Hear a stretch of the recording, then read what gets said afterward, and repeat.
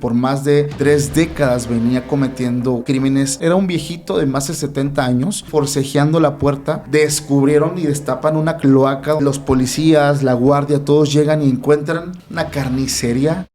Se hallan más de 4.600 restos óseos. Empiezan a ser buscados por la Interpol y curiosamente son encontrados aquí en Ciudad de México. ¿Qué pasó con todos los narcos que eran los que le mandaban a hacer estos trabajos a este personaje? Este hombre tenía una sed incontrolable por el poder. El niño se despierta y empieza a llorar.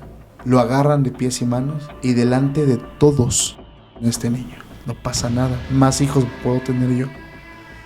Este hombre gana las elecciones. De un mes después fue apareciendo en bolsas negras. Estamos realmente impactados de estas historias que nos has relatado.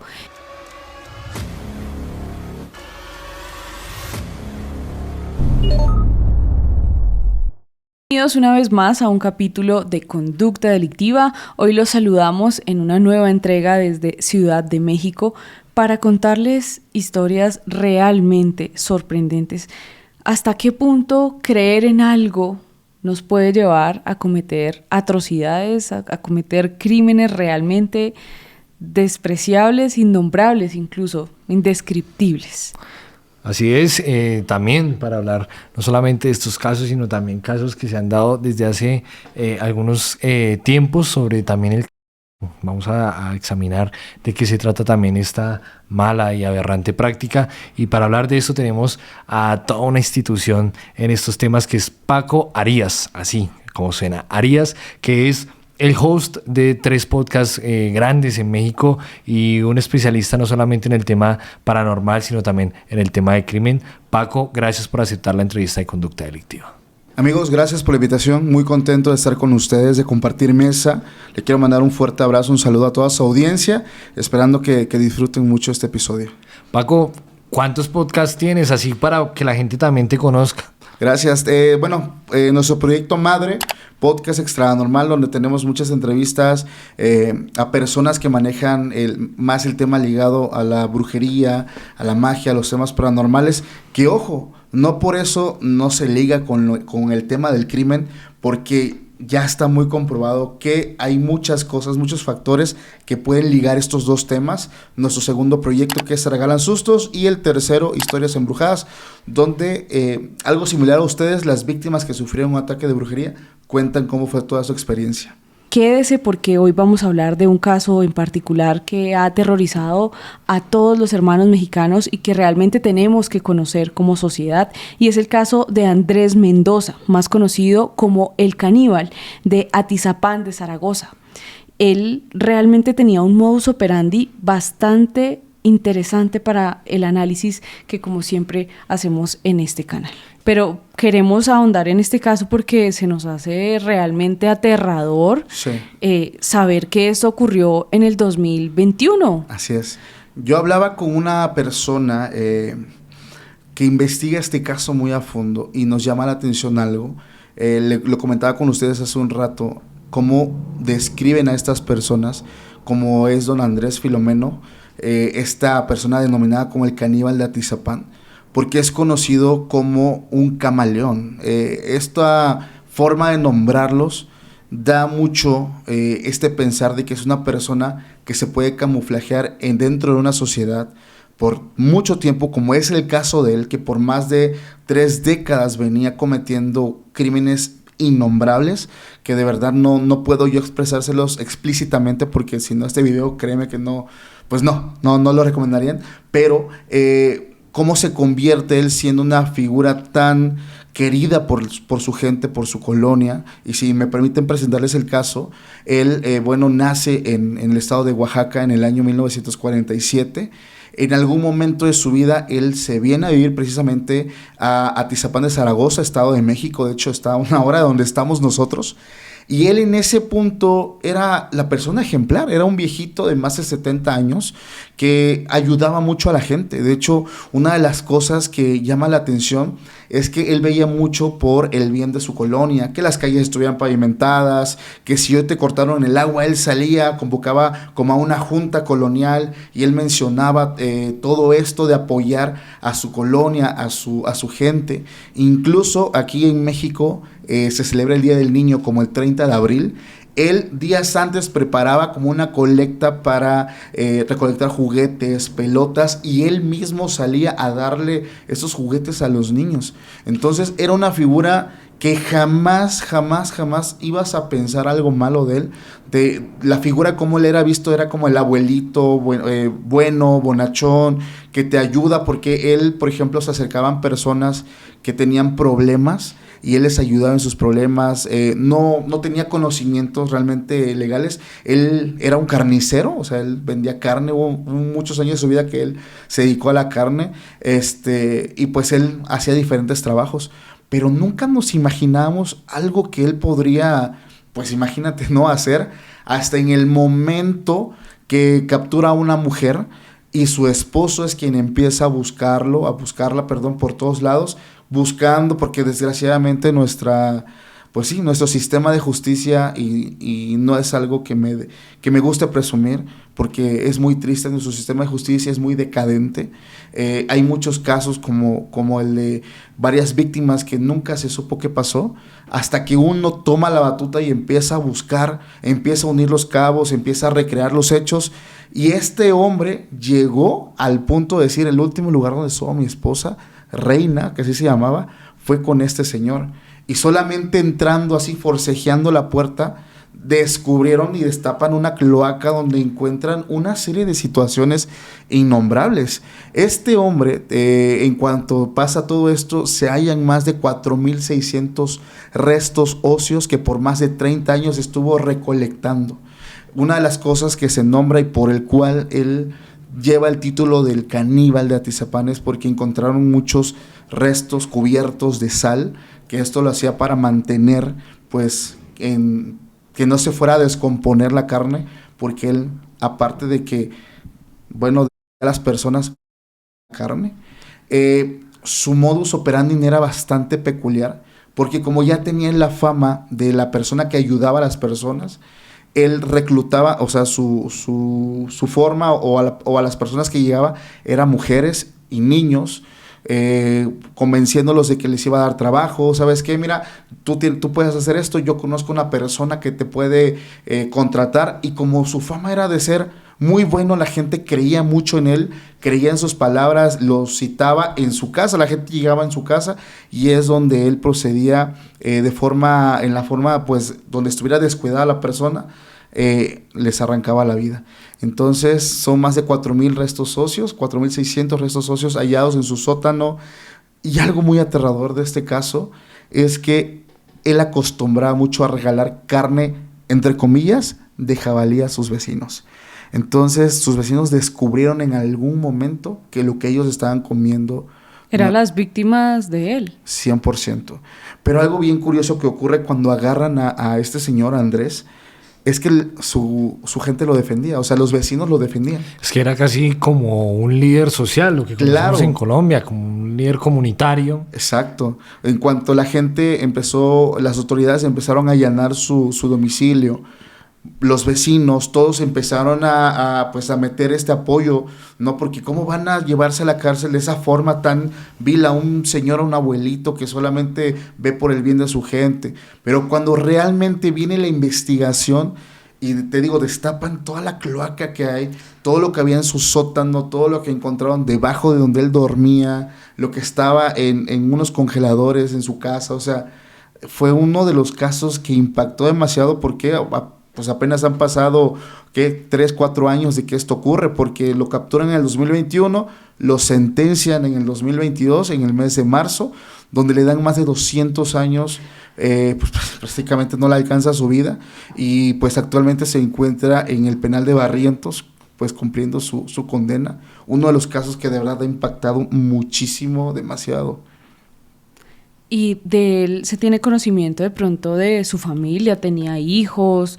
¿O cómo operaba? ¿O era un hombre realmente solitario y atraía a sus víctimas con falsos favores? Así es, él era un hombre solitario, solamente se conoce que su origen es del estado de Oaxaca. Sus víctimas, mujeres, niños, promesas de trabajo, ¿sabes qué? Ven, te voy a dar trabajo, te voy a apoyar. Se basaba mucho en la necesidad de la gente.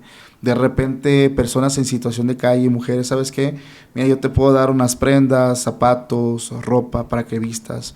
Ven, yo tengo en mi casa, ven a tal hora, te voy a dar, ya tengo unas maletas, unas bolsas para que te lleves para tu hijo. Entonces, era la forma en cómo él operaba. La gente jamás dudó de él cuando empezaron las investigaciones, hasta que se hace público todo lo que encontraron dentro de su casa, que de hecho era una casa muy humilde. ¿Y qué se sabe de lo que me llama la atención un poco de lo que nombrabas de que trabajaba con carne? Sí, él tenía experiencia como carnicero, tablajero, no sé cómo le mencionan en Colombia, en hacer ciertos tipos de corte. Matarife también, ¿no? Todo eso, o sea, él dominaba todas las formas de corte. Eso fue lo escalofriante, porque como que de repente sacaba, no sé cómo le llaman ya, pero como medallones de carne, como que él preparaba su propio alimento, o sea, él iba buscando cómo conservar su propio alimento. Los cortes que él hacía eran muy precisos. Es una persona que definitivamente sabía lo que hacía. De repente hay otros casos donde encontramos demencia, encontramos ciertas enfermedades psiquiátricas, pero este señor en todo momento sabía lo que hacía. Uno de los cuerpos que sí fueron identificados fueron de un niño que él logró llevar a su casa para proceder a hacer todo lo aterrador. Y es que en el caso de las mujeres, pues no solamente era la carne, o sea, él las llevaba, ellas las profanaba, y es cuando al finalizar acababa arrancándole su vida, comiendo partes de su cuerpo, una serie de cosas espantosas. Pero Paco, me gustaría que nos contaras esa entrevista que tú le hiciste a un brujo respecto, pues, a lo que pasó después también con un caníbal. Fíjate, bueno, hay un brujo muy famoso en México, que se hizo muy famoso en México, porque había un programa de radio hace años, a finales de los años 90, incluso a comienzos de los años 2000, llamado La Mano Peluda. Este programa de radio en ese entonces era conducido por un señor que dicen que me parezca un poco a él, que se llama Juan Ramón Sáenz. Ese señor se dedicaba a recibir llamadas de la audiencia, contando sus historias, como cualquier persona, algo sencillo. Pero en una ocasión recibe una llamada, esto ocurre en el año 2001, de una persona que es de México, pero que se encuentra en Estados Unidos. Un joven, muy joven, estaba llorando, porque decía ser atormentado por muchos demonios. La llamada se vuelve tan icónica que es conocido como el caso Josué. La gente lo puede buscar porque la llamada está filtrada, la llamada la pueden escuchar. Y él está llorando todo el tiempo porque dice que muchos seres demoníacos lo están atormentando porque hizo un pacto muy fuerte con el demonio. Esta persona empieza a describir todo lo que veía, incluso mencionaba que durante esa llamada algo estaba presente, algo estaba ahí. Entonces, lo extraordinario de esto es que la gente que estaba en la cabina de radio en ese momento empezó a experimentar cosas muy raras. Como personas profesionales no creían tanto en esto, sin embargo, durante esa llamada pasaron cosas muy extrañas en la cabina de radio. Hubo una persona que llevó una Biblia, incluso la Biblia menciona que se empezaba a hojear sola, y durante esta llamada este hombre confiesa prácticamente un crimen, porque menciona que por mucho tiempo estuvo buscando él pactar con un demonio para tener dinero, pero cuando lo consigue, sí llegó a tener mucho dinero, pero todo era bajo ciertas condiciones. Él tenía que gastarse cerca de $100,000 al día. O sea, él tenía que hacerlo, no podías donarlo, no podías regalarlo, tenías que gastarlo tú. Y si tú lo llegabas a regalarlo, llegabas a donar, o sea, eras atormentado por estas entidades. Lo fuerte de esta llamada es cuando él confiesa que entrega un familiar. Ahora, yo entrevisto a esa persona el año pasado Y cuando lo siento delante de mí, le digo, ¿cómo fue ese pacto? ¿Cómo lo hiciste? Porque nunca lo dijo. Por más de 20 años no lo dijo. Y él solamente decía, es que yo entregué a un familiar, entregué a mi abuela. Cuando él está delante de mí, me dice cómo es todo este proceso. Dios mío, imagínate, él estaba como en esta lucha, porque decía, ¿a quién entrego? A mi mamá, no, a mi mamá no la puedo entregar porque pues esto lo hago para ayudarla. A mis hermanos tampoco. Y pensó en su abuela. Dice, mi abuela ya tiene tantos años, ya vivió toda su vida, ella es. Y él procede a acabar con su vida. El pacto es un pacto de sangre el que se hace. Él llegó a narrar en el podcast cómo le arranca literalmente la piel de la espalda a su abuela, y ocupando su piel como si fuera una hoja donde tú vas a escribir un pergamino, con una pluma, usando su propio líquido vital. Él empezó a hacer escritos que venían dentro de manuales muy antiguos de brujería para poder pactar con ese demonio. Yo tuve a ese hombre enfrente de mí, y ese hombre por tantos años se ha dedicado mucho a la magia, a la brujería, a cosas muy fuertes. Al último aceptó su pacto, o sea, no se lo quitó, lo acepta, lo abraza, y empezó él a trabajar de muchas formas, ha escrito muchos libros, pero lo que hizo tan famoso es que millones de mexicanos escucharon esa llamada. Y debo mencionar que cuando yo avisé que iba a estar con él, muchos me advirtieron, ¿no?, que me cuidara mucho, que era una persona bastante peligrosa, es lo que mencionan. Yo lo respeto mucho a él. Si ve este video, yo lo respeto demasiado, pero sí, de repente en la magia, en cuestiones paranormales, encontramos pues muchos hechos que nos ligan con un tema criminal. Sí, incluso nos estabas contando o nos contaste parte de una historia de unos tamales. De hecho, te voy a confesar algo, hermano. Esa historia no está en mi podcast por lo mismo, porque es muy fuerte. Y esa historia, él es el que me la cuenta. Ese brujo es el que me la cuenta. Porque se dedicó después a dar estos servicios de brujería. Y él cuenta algo bien extraordinario. Una mujer del Estado de México, pues tenía un hijo que se dedicaba a cosas ilegales. Hubo un momento donde de tanto se metió con personas peligrosas, y aquí le llaman lo levantan, cuando secuestran a la persona.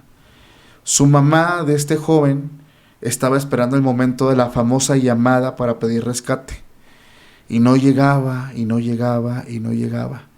Después de varias semanas llega esta llamada y le piden una cantidad exorbitante a una familia de clase pobre.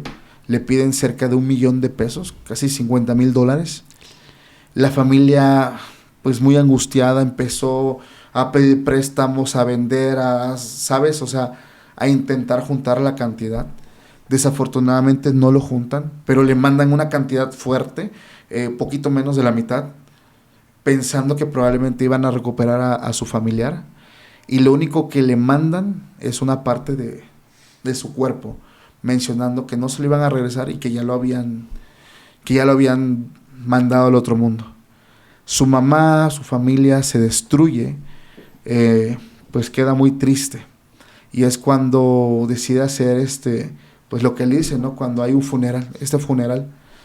Pero lo extraño de este caso es que cuando llega este brujo y ve la caja, pues no era de un adulto, era la caja de un niño. Un ataúd. Un ataúd, sí. Y él dice, bueno, ¿por qué hay un ataúd de niño? Y cuando se asoma al ataúd, no ve un cuerpo, o sea, ve tamales. O sea, no sé cómo son en Colombia, pero aquí en México son tamales de masa, llevan carne de pollo, carne de cerdo o de res. Y él no entiende qué está pasando. Y es cuando la mamá de la persona que secuestran le cuenta la verdad. Cuando él hace el funeral de su hijo, llegaron muchas personas a dejar flores, a dejar arreglos, a dejar apoyos, incluso monetarios. Y llegó un supuesto amigo y le dice, mire señora, aquí le traigo una olla de tamales para que le dé a la gente que venga a velar a su hijo. Y el día que fue el funeral, el día que se estaba haciendo todo, esta mujer recibe una llamada de los mismos hombres que secuestran a su hijo y le dicen, ¿cómo sabe la de tu hijo? Te lo estás comiendo en este momento. Ellos de verdad es un choque tan fuerte descubrir que todavía después de todo esto se están burlando de ti. Entonces ya para este punto la familia ya había comido, los familiares, todos ya habían comido los tamales. Los tamales. Y los que quedaron fue los que la señora decidió meter en un ataúd y velarlos, pues eran las partes de su hijo, o sea, lo que quedaba. Entonces cuando llega este brujo es porque lo contratan para rastrear, para trabajar a las personas, para mandarles un maleficio, pero todo este caso, todo este contexto es demasiado fuerte, es demasiado brutal. Imagínate, ¿no? Siempre, como ustedes mencionan, la brutalidad del canibalismo siempre ha estado presente aquí en México. Y también se ve mucho, Paco, el tema de el sacrificio, pues que obviamente termina en un crimen, ¿no? Y muchos son impulsados desde las cárceles.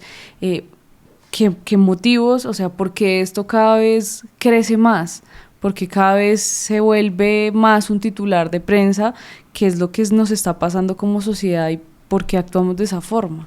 Claro, de hecho hay demasiados crímenes que tienen que ver con el tema paranormal. Hubo un caso muy famoso en México, se los estaba medio comentando hace un rato antes de iniciar, el tema de los narcosatánicos, el tema de Adolfo Constanzo, uno de los temas fuertísimos también que estremece México, porque algo bien curioso, quiero darte un contexto.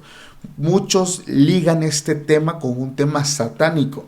La realidad es que yo personalmente he hablado con muchísimas personas que profesan el satanismo y ellos me mencionan que existe un concilio que tiene muchísimos años donde ya en los mismos cultos satánicos está prohibido el tema de los sacrificios humanos, los cuales ya son hoy en día sustituidos por animales, cabras, gallinas, pero las personas que hacen estos pactos, y lo digo con mucho respeto porque muchas personas probablemente que profesen esta religión lo saben, que es la santería, la yoruba, incluso el palomayombe, que son religiones que vienen de África, vienen del Congo, que llegan por los esclavos, que llegan a América, se concentran en Cuba y es donde ellos empiezan a llevar ciertos rituales.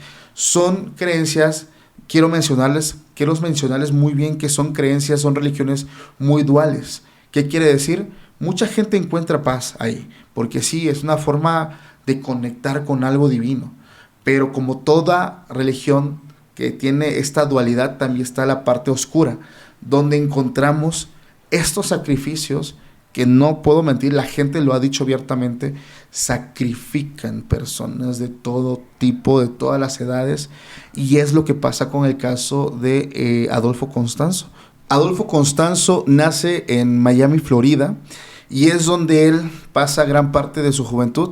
Llega a México él tenía un sueño, él tenía el sueño de ser modelo. Los libros, sus imágenes nos dan esta imagen, esos atributos de un hombre muy atractivo, bastante seductor, pero desafortunadamente él pues no le va muy bien en esto.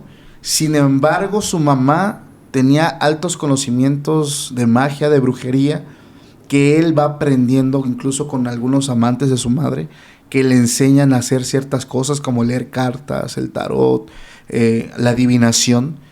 Y él empezó aquí en México a ser muy famoso por eso. Él era el brujo de los famosos. Todo el tiempo se acercaba incluso gente de poder, presidentes, gobernadores, se acercaban con él porque él era muy bueno. Él empezó a ganar mucha fama de ser excelente brujo. Se va un tiempo más a Estados Unidos y ahí fue donde pasó algo muy extraño, porque él se queda a vivir con uno de sus padrastros que manejaba la brujería a un nivel brutal y es el que le enseña lo más oscuro. Él es el que le da todo el conocimiento oculto que engloban los sacrificios. Cuando él llega a México, conoce a una mujer llamada Sara Aldrete. Es curioso cómo la conoce porque la historia menciona que sus vehículos como que chocan. Al bajarse Sara, queda seducida por Adolfo. En ese momento él le invita a tomar un café y es donde él empieza a decir cosas de su vida muy interesantes. Ella era antropóloga, tenía mucho conocimiento de historia y quedó fascinada con este hombre que le estaba literalmente diciendo cosas de su vida. Y es cuando empieza esta relación. Esto empieza a ser una relación formal que incluso ella tenía una pareja y él era tan buen seductor que logró pues tener una relación aún ella teniendo pareja. La familia de ella se dedicaba mucho al tema del y es cuando él empezó a trabajar con el narco de diferentes formas. Él era el brujo de los narcos. ¿Por qué? Los narcos siempre recurren al tema de brujería para protección, para ser invisibles, para que no los encuentren. Suelen todo el tiempo hacer sacrificios para ellos siempre tener el poder. Y es donde él empezó a ser mucho más famoso, porque empezó también a meter diferentes métodos poco inusuales.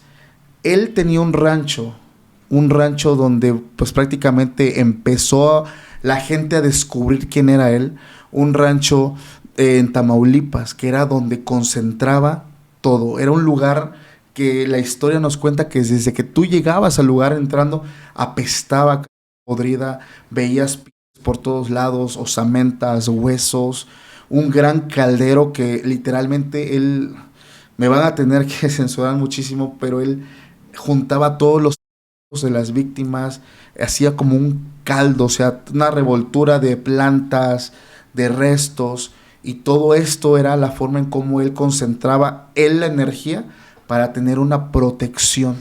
Entonces, ¿cómo es que lo descubren a él? Hubo un momento donde empezó a buscar mucho gente para estos, y él tenía ya planeado estar afuera de discotecas, afuera de lugares, centros nocturnos, donde la gente salía pues ya a altas horas de la noche en estados de ebriedad. Era la forma en cómo él operaba. Y en una ocasión él buscaba él menciona a gente blanca, que son los más buscados para los temas de sacrificios, gente de tez blanca, y se topó con un estudiante que venía de Estados Unidos, vino de vacaciones, y es cuando él en algún momento lo ocupa para este ritual. Lo interesante y lo triste de esto es que tuvo que meter las manos de Estados Unidos a México y decir, aquí una persona de mi país está desaparecida. Empiezan a ser más fuertes las investigaciones, y es cuando llegan precisamente hasta este rancho, donde los policías, la guardia, todos llegan y encuentran literalmente una humana, pero mezclado con símbolos, con sellos, con velas, y es cuando se llevan el título ellos de los narcosatánicos y empiezan a ser buscados por la Interpol, por todos los medios, y curiosamente son encontrados aquí en Ciudad de México, en un edificio. Él estaba escondido. Cuando llegan por ellos, Adolfo Constanzo, conocido como el Padrino, le pide a uno de sus hombres, a uno de sus parejas, que acabe con él, porque él no iba a pisar la cárcel. Era un hombre bisexual, tenía parejas, hombres, mujeres, ese era su grupo prácticamente, que siempre lo seguía, y este hombre es pues prácticamente privado de su vida antes de ser atrapado en un departamento aquí de Ciudad de México. La única viva fue su novia, su pareja actual, que se llama Sara Aldrete, está hoy en día en el penal. Ella escribe un libro porque ella menciona que en todo momento pues ella fue víctima, que todo el tiempo estuvo privada de su libertad, que todo el tiempo estaba bajo control de él, pero hay muchas víctimas, personas que lograron escapar, que mencionan que eso no es cierto, que ella constantemente participaba activamente en todo, incluso su apodo era la madrina, porque ella se encargaba muchas veces de seducir a hombres para que fuera privado de su libertad y terminar dentro de ese caldero que estaba lleno de cosas espantosas. ¿Y qué pasó con todos los narcos que eran los que le mandaban a hacer estos trabajos a este personaje? Él en algún momento de su vida deja como el trabajo para empezar él con propios. De hecho, cuando él es encontrado en un departamento aquí en Ciudad de México, él intenta escapar. Se menciona que siempre cargaba con una bolsa, pero la bolsa cargaba millones de dólares ahí. Él empezó a tirar por la ventana todo ese dinero intentando escapar, pero desafortunadamente pues la gente logró, o sea, las autoridades lograron capturarlo. Pasó algo bien triste porque dentro del libro que escribe esta mujer menciona que una persona de su grupo se enferma y le mandan a hablar a una doctora. La doctora llega y cuando se quiere ir, Adolfo le dice, ¿qué crees? Ya entraste aquí, ya no sales de aquí. Ella es privada de su vida. Cuando llega toda la gente a este departamento y Adolfo pide ser privado de su vida, le ordena a aquellas personas que estaban con él también que ellos acaben con su propia vida, porque tenían que irse con él, dejando viva únicamente a Sara Aldrete, que era su pareja, quien es capturada y a quien le cae todo el peso de la ley. Paco, pero ¿por qué él no le ordenó a Sara también irse con él? Ella menciona en su libro que no lo hizo porque ella no era parte de su grupo, que ella todo el tiempo fue una víctima, que ella todo el tiempo quiso escapar. O sea, ella mencionó, o sea, ella nunca quiso estar con él, es lo que ella cuenta desde su perspectiva, pero está el otro lado donde la gente pues prácticamente la veía actuando o seduciendo a los hombres, participando de todos los rituales. O sea, es como estas dos formas de ver un caso, ¿no? Si lo ves desde la víctima o el victimario, o sea, es un poco confuso. Digo, hoy en día, independientemente de lo que ella diga, ya hay una condena, pues ya hay un castigo. Sin embargo, ella sigue desde dentro del penal mencionando que es inocente y que en algún momento va a salir. ¿Qué otro caso has visto que te haya impactado, que hayas dicho hasta dónde llega una persona por rendirle tributo a cierta entidad, a cierta religión? Hace unos meses una persona nos visitó, una persona que de hecho cada vez que lo menciono lo digo abiertamente, no conocemos su información. Es una persona que en todo momento estuvo de forma anónima contándonos un hecho muy triste que ocurre en el año 2014. Hay un político que estaba dentro de los partidos políticos más corruptos de México. De hecho, todos son corruptos, pero dentro del más corrupto de México. Este político cometió un acto innombrable, y es que ella nos cuenta que en algún momento ella buscaba la forma de vivir de forma fácil. O sea, todo el tiempo buscó la vida fácil. Ella es invitada a una fiesta donde conoce a una persona de poder que se dedicaba a la política. Este hombre tenía una personalidad muy fuerte, era todo un caballero con las mujeres, muy masculino.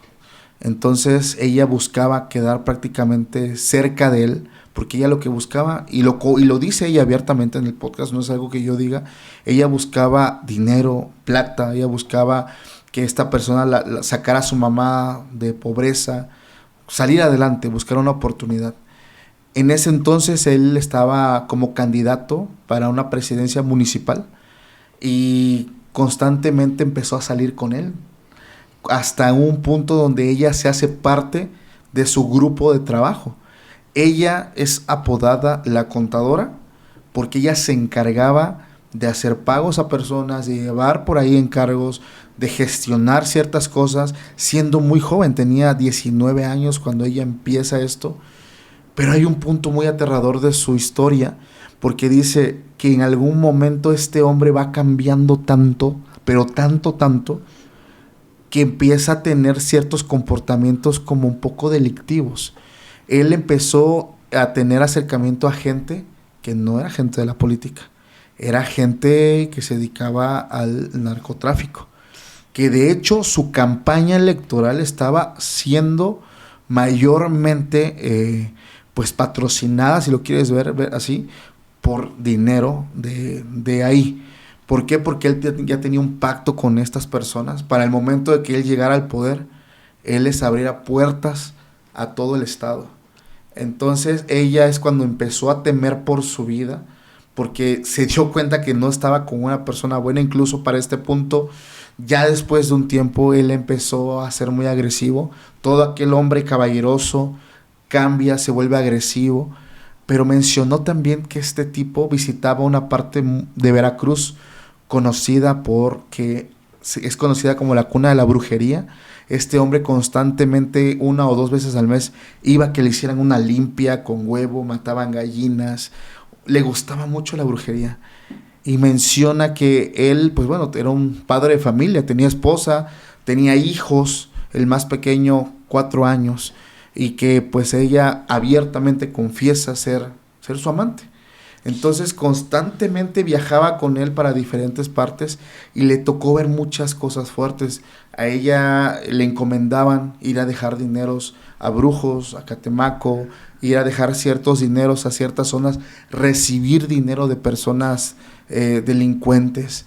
Entonces ella en un punto, entre lágrimas, confiesa que ella quería salir de ahí, pero que ella se sentía ya tan metida, ya tan dentro, que si ella salía, simplemente pues le iban a desvivir, ¿no?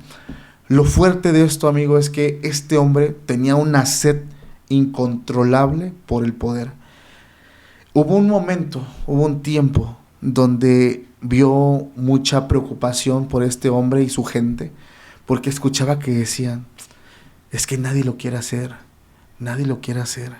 seguimos buscando jefe, pero nadie lo quiere hacer. Y decía, ¿hacer qué? ¿A qué se refiere? No, es que nadie quiere hacer ese ritual, no se prestan, ya les ofrecimos tanto dinero y no quieren. Ella no sabía a qué se refería, pero se le hizo algo normal porque constantemente este tipo visitaba pues estos lugares para ser limpias. Entonces se le hizo muy normal. Hasta en una ocasión que este hombre le dijo, voy a pasar por ti a tal hora. Pasa ese día, pasan por ella se sube a una camioneta, pero ella le llamó la atención algo. Cuando sube la camioneta, iba solamente otra persona, una colega de ella, pero iba el hijo de él. Y ella se le hizo extraño porque dice, delante de su hijo me está besando, me está abrazando, o sea, ¿qué está pasando? Y le dice, tú te encargas de cuidarlo. El niño se fue sentado en sus piernas todo el camino, se durmió, ella lo abrazó, se fue todo el camino cuidándolo. Cuando llegan a este lugar, lo reciben personas con túnicas blancas, le dicen, ya está todo listo, pásenle. Ella se baja cargando al nene que para ese momento estaba todavía dormido, y dice que llegan al patio trasero de una casa, donde ahí había como una mesa como de piedra de este tamaño, habían unas veladoras, y ella dice, lo típico de siempre, otra limpia, y empiezan unas personas a hacer unos cánticos extraños en una lengua, y hay un punto donde un hombre dice, yo estaba normalmente cargando al niño, pensé que terminando de ahí íbamos a ir a comer, íbamos a ir a otro lugar como siempre pasa. No, en ese momento uno de estos hombres de túnicas simplemente se acerca, le quita al niño de los brazos, y es cuando ella dice, yo presentí algo en mi corazón muy fuerte, cuando veo que acuestan al niño en la mesa. El niño se despierta y empieza a llorar. Y es cuando una persona más se acerca, saca como un cuchillo de este vuelo, hecho de obsidiana, una piedra que se ocupa mucho en temas de brujería. Entre 2 personas lo agarran de pies y manos, y delante de todos desviven a este niño. Le hacen un corte que va desde la garganta hasta el ombligo. Este niño grita demasiado. Ella en esta entrevista se quiebra, llora, porque cierra los ojos únicamente. No puede ver eso, o sea, no puede verlo. Ella menciona que quiso impedirlo, pero ya estaba más que firmada su sentencia de muerte si ella hacía algo. No le quedó más que callarse, aguantar. Ella estuvo a punto de desmayarse cuando vio eso. Solamente reacciona porque este político se acerca y le dice, tranquila, este tipo de cosas se tienen que hacer para uno tener el poder. No pasa nada, más hijos puedo tener yo. Ella dijo, este hombre es el demonio, o sea, este hombre, ¿cómo es posible que se haya atrevido a hacer esto a su propio hijo de 4 años? Al niño lo dan como secuestrado. Simplemente mencionó a los medios que el niño saliendo de la escuela, una persona se lo arrebata a la que era su niñera y se va. Es la información oficial que pasa. Pero yo quiero mencionar algo y siempre lo digo abiertamente.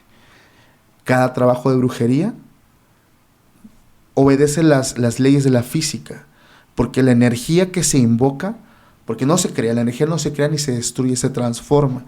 Y cuando tú invocas una energía, existe probablemente un efecto karmático, un karma. Este hombre gana las elecciones, se hace presidente municipal en el 2014 y simplemente un mes después desaparece. Y cuando aparece, fue apareciendo en bolsas negras. Lo que ella nos cuenta es que la misma gente que patrocinó y que lo hizo ganar, cuando él llega, le da la espalda, se siente con poder, no los deja entrar, o sea, como había un pacto, y su propia gente es quien decide acabar con él. Es uno de los casos que de verdad, amigos, yo he llorado cuando escucho eso, escuchar este testimonio de esta mujer, cómo te cuenta cada parte de la historia, cómo te describe el sufrimiento de aquel pequeño que se encontraba dormido en sus brazos y que simplemente se lo quitan y lo ponen en una mesa de piedra y ahí es cuando acaban con él. Es de las pocas veces que me ha costado tanto trabajo terminar una grabación, que me he quedado sin palabras, que me he quedado mal. Es algo muy fuerte, demasiado fuerte, y es cuando entiendes perfectamente la maldad humana. O sea, cómo, hasta dónde es capaz el ser humano de poder hacer algo tan vil, tan cruel para obtener un favor. Y así estamos hoy nosotros, Paco. Realmente siempre intervenimos mucho, pero estamos realmente impactados de estas historias que nos has relatado. Hay mucho tema en México. ¿Hay alguna razón por la cual se presentan estos casos como tan recurrentes? Leíamos en la prensa y el caníbal de tal, el caníbal de tal, el caníbal, o sea, de muchas partes. Sí. ¿Hay alguna razón en esta investigación que has llevado a cabo por qué se presenta tanto? Te voy a confesar algo. Hay muchas razones por la cual hay mucho tráfico de personas. Me entristece mencionarte, pero más allá de hombres y mujeres adultos, el tema es con los niños. Existe una red enorme, muy grande en México. Esta red está creciendo muchísimo, ya ha rebasado pues negocios como el tráfico de armas. O sea, va en crecimiento. Esto me liga mucho al tema paranormal. Yo llegué a este tema por un tema paranormal. Es como llegué hasta este punto. Porque esto que mencioné es muy fuerte. El caso de los niños. Hay una forma en cómo lucran, pero no es de una sola. O sea, hay más. Desde el momento en que es capturado, si lo quieres ver de la forma paranormal, hoy existen sectas que ocupan a ciertos dioses, a ciertas deidades, a ciertos ídolos, donde el caso no es la muerte. O sea, eso es la consecuencia. Lo que ocupan, y va a sonar muy fuerte lo que digo, es llevar el cuerpo humano a un límite. Nosotros sabemos que cuando nacemos y cuando morimos generamos, el cuerpo segrega una sustancia que no podemos mencionar por lo fuerte, es un término que está prohibido en redes sociales, pero segrega este cuerpo, es muy similar a la adrenalina. Pues este químico que genera nuestro cuerpo, sobre todo en los pequeños, es que entre más extendamos el sufrimiento sin llegar a la muerte, se está extrayendo este líquido que corre por las venas. Y es lo que se le da de ofrenda a estas entidades, a estos dioses.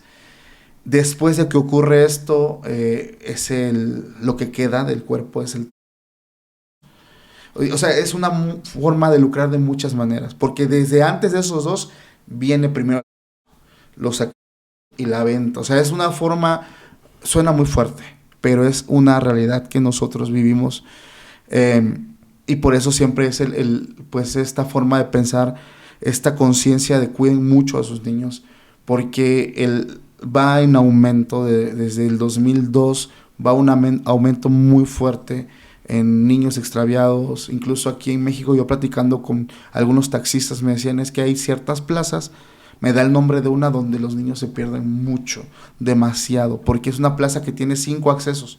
Entonces de pronto va una mamá con su niño, el niño tantito, su mamá se descuida en ver algo, una milésima de segundo, y ya el niño no está.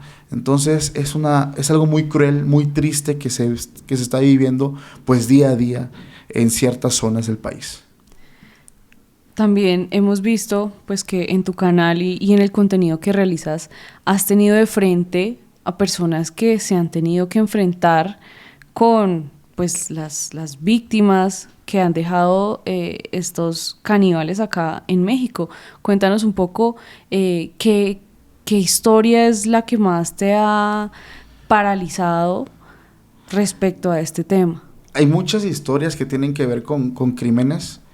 Te voy a contar una de cuando yo entrevisté a una persona que estuvo en un penal muy famoso de México llamado el Topo Chico. Esta persona estuvo ahí hace algunos años cuando México y esta parte de México era pues controlada, vamos a llamarlo así, por el crimen. Había un grupo delictivo que hoy en día ya no existe, que vamos a decir que son famosos porque eran demasiados, o sea, eran personas muy peligrosas, llamados los de la última letra. Cuando él llega a este penal, lo hace porque él se encargaba de transportar pues esta mercancía por todo México de un lugar a otro. Entonces él lo hacía de una forma donde pasaba desapercibido todo el tiempo, podía moverse con seguridad. Sabían que él era muy bueno, incluso cuando lo detenían en las carreteras, él sabía cómo controlar perfectamente la situación y pasar desapercibido. El problema es cuando él empezó a ser demasiado bueno, que la persona que estaba arriba de él empezó a temer que éste le quitara su lugar. Y una persona de su misma organización, prácticamente su jefe directo, se encarga aquí le dicen de ponerle un 4, de ponerle el pie, de preparar de mandarlo a él por una zona donde él sabía que iba a haber un operativo muy fuerte. Y es donde él ya no puede pasar desapercibido y lo detienen y lo llevan preso.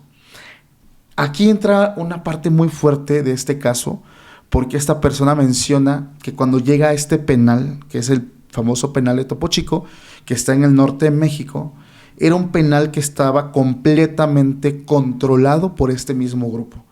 Entonces él menciona la frase de que de las puertas hacia afuera, los policías y todos, o sea, son los que controlan.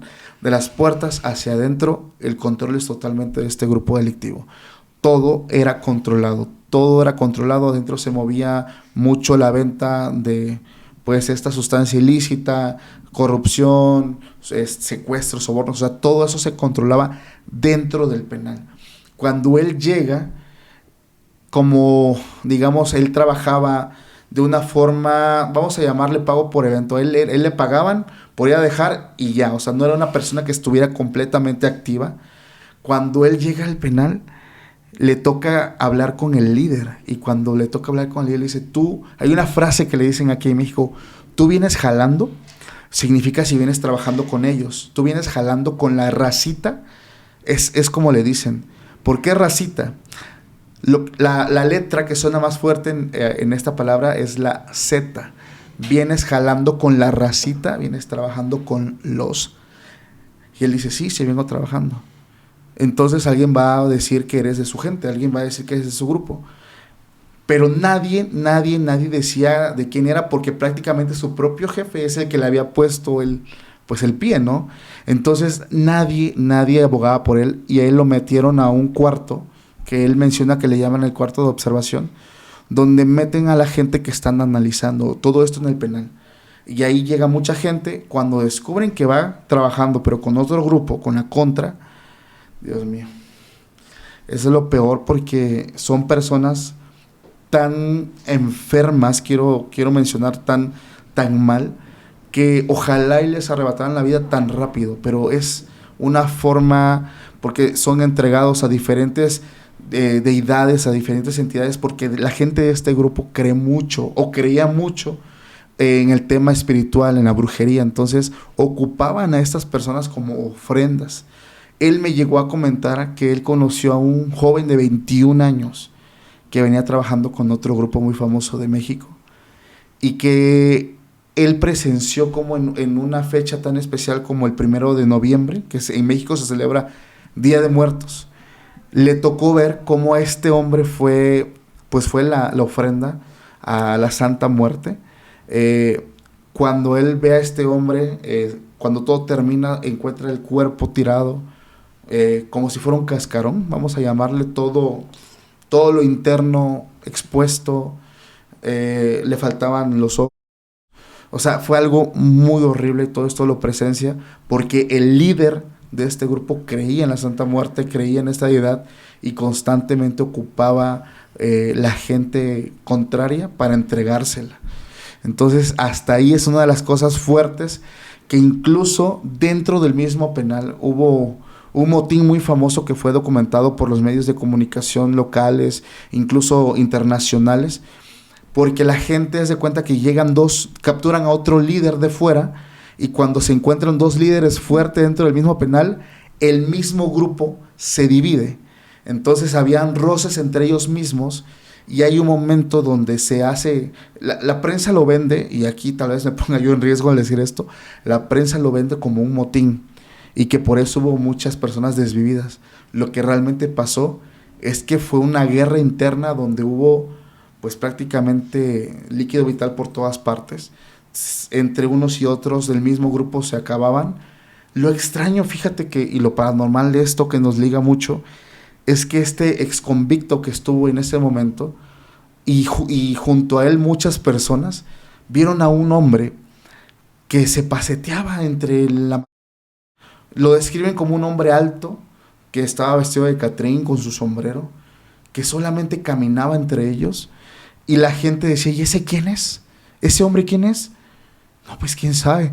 Y ellos en su pensar decían, es que como la prensa dijo que fueron cerca de 20, realmente fueron más de 70 personas que en esa guerra pierden la vida, y ellos mencionan que el mismo demonio se andaba paseteando pues entre tanto caos, tanta destrucción, muchas cosas horribles.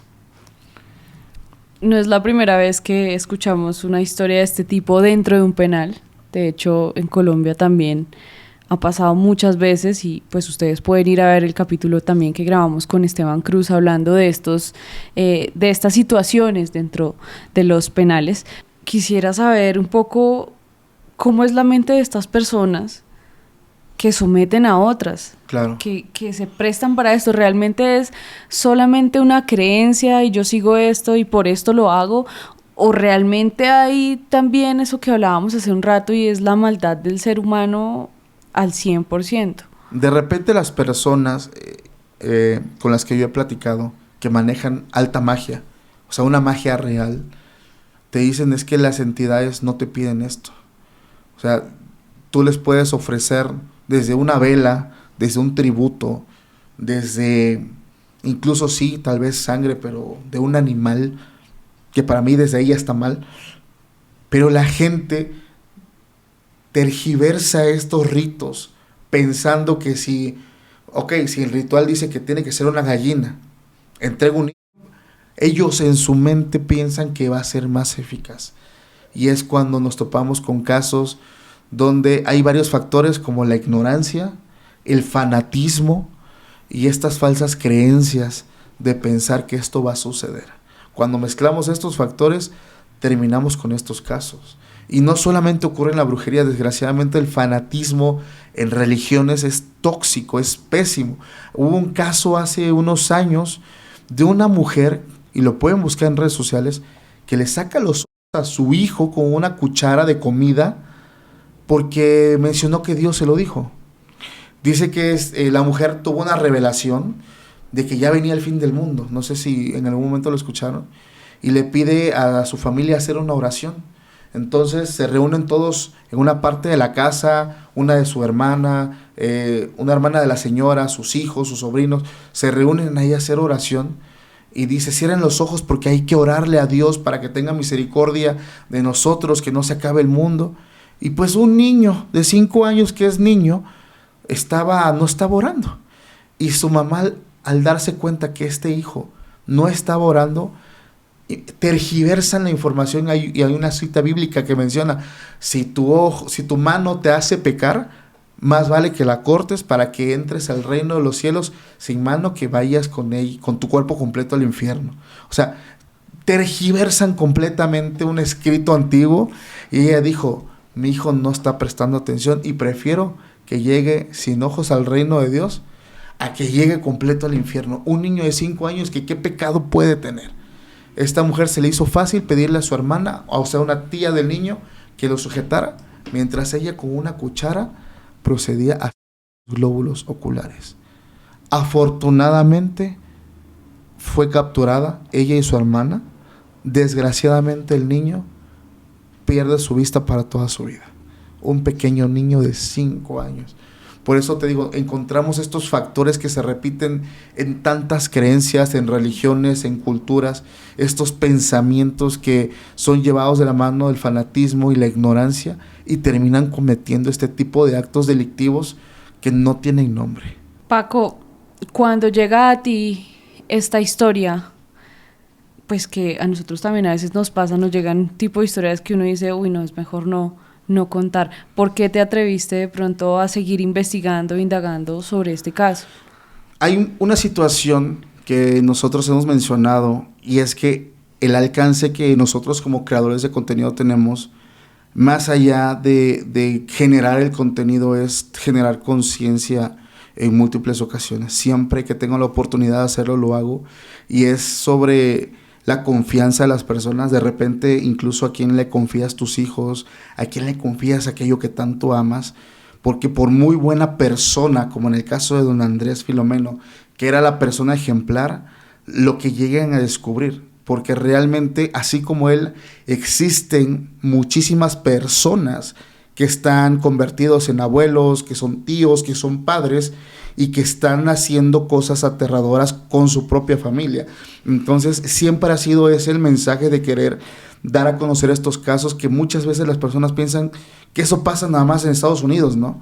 Que son casos de asesinos famosos, ¿no? Tipo Jeffrey Dahmer. No, realmente hay gente donde tú vives que puede ser igual o peor que don Filomeno, que don Andrés Filomeno, y que está muy cerca de ti. Por eso es este nombre que le dan algunos periodistas, que es el camaleón, porque perfectamente se camuflajea y tú jamás vas a pensar que es una persona de ese tipo. ¿Hay algún significado de por qué estos manes hacen eso? ¿O hay algún análisis de eso? Mira, sí hay una situación, cada persona que es ingresada a un penal, hay un examen donde se van determinando, bueno, porque hay ciertos penales que son psiquiátricos, hay casos donde realmente hay un problema mental, hay gente que finge un problema mental, cuando es atrapada empiezan a mencionar cosas que no son ciertas para que los manden a otro lugar.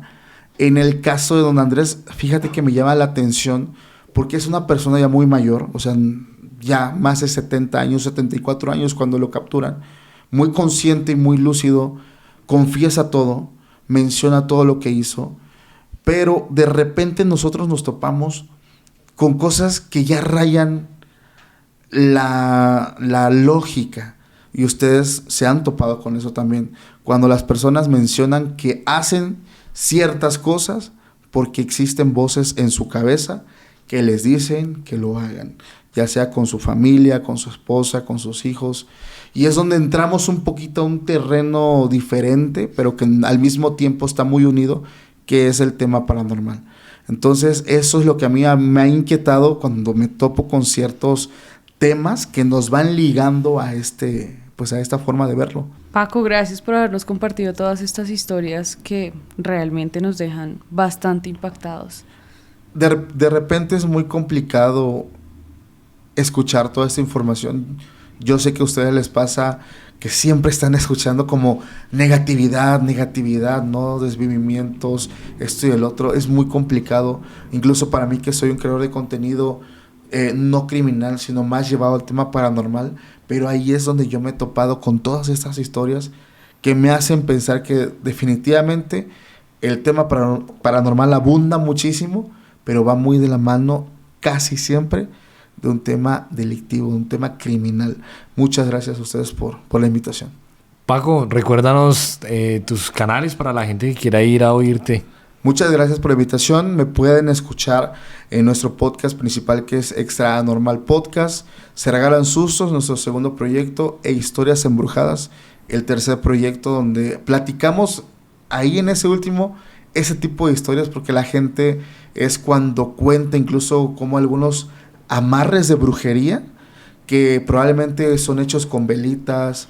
Hay amarres que son hechos con amarrando 2 colibríes vivos hasta la muerte, simbolizando que van a estar juntos toda la vida hasta que se mueran, y amarres hechos con productos no terminados. Es algo brutal. Eso lo pueden encontrar en ese tercer proyecto, Historias Embrujadas. Y pues nada, agradecerles mucho a ustedes por el espacio.